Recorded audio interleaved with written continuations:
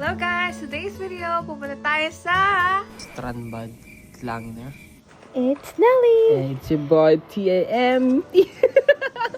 Today's video, andito tayo sa Germany. Langener. It's a lake and a white sand. And hindi siya mainit dito, parang bagyo. Yung weather niya and still makakaligo ka pa rin sa lake.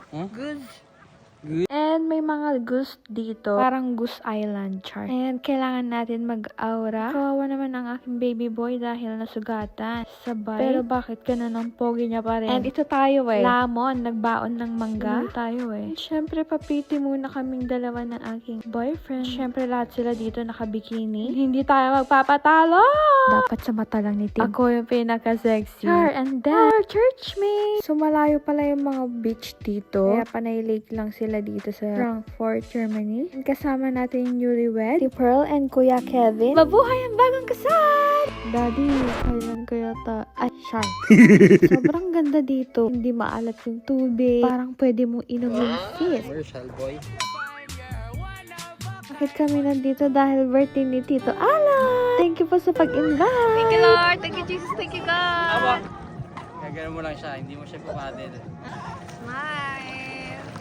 Naya kami, so it's opportunity na makapaggala na rin with friends. Ang saya nila kasama and so please enjoy lang. And wala na kami paki dito kung iitim ba kami o hindi. Ang ganda ng mga kasama. And sobrang ganda ko din, Char. Maganda din yung mga actually may naked island dito, Char. And you know what? 3-9 namin pumasok doon using paddleboard, so bawal pala. But still, we got enjoyed here. And it's my first time na tumalon ng walang vest. Bench body. Wow!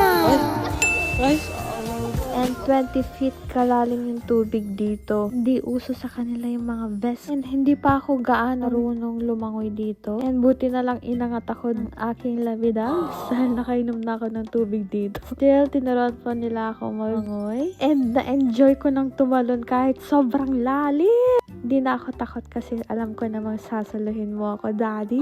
Okay lang malunod basta sa pagmamahal ni Tim. Ay, Charis, ang corny. And thank you so much kay Tito Ala.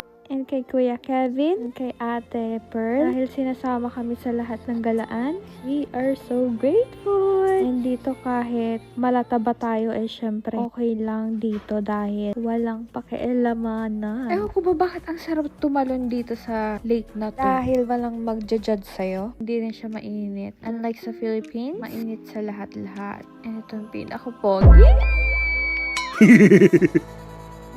Basang-basa na yung mga phone natin. Sit. And yung baby ko talon ng talon. And dito pala may entrance fee. 590 euro dito. And habulin pala ako ng asawa ko, Char. Yung tubig dito is parang ilog lang content. And pabalik na kami para mag-rest. And sobrang ganda pala ng inflatable kayak na to. And on the way na kami para kumain. namin boy. Ano yung tsura namin? Pilay pa yung isa.